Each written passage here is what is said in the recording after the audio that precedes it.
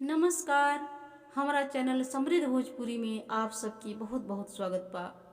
आज हम गावतानी एगो कजरी गीत। पसंद आई तो लाइक कमेंट जरूर करब सभे। चैनल के सब्सक्राइब कइल ना भूलाब सभे। इससे हमरा प्रोत्साहन मिली और आप सबके तुरंत नोटिफिकेशन। अरे रामा पिया गए परदेस बदरिया, नीक न लागेला। अरे रामा पिया गए परदेस बदरिया, नीक न लागेला। बदरिया नीक न लागेला।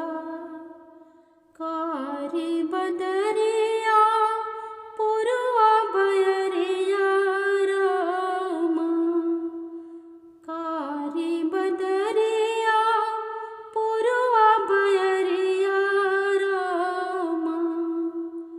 अरे राम रस रस डोले बसवरिया, बदरिया नीक न लागेला।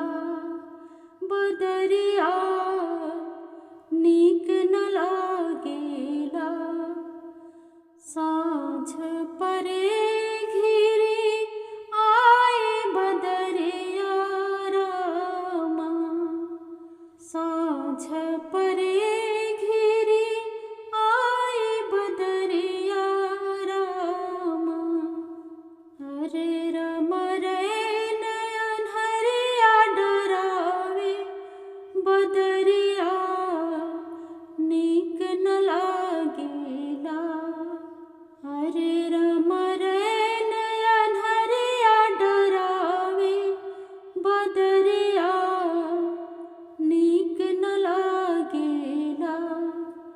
बदरिया नीक न लागेला। लुक छुक चनवा सूरत दिखावे रामा, लुक छुक चनवा सूरत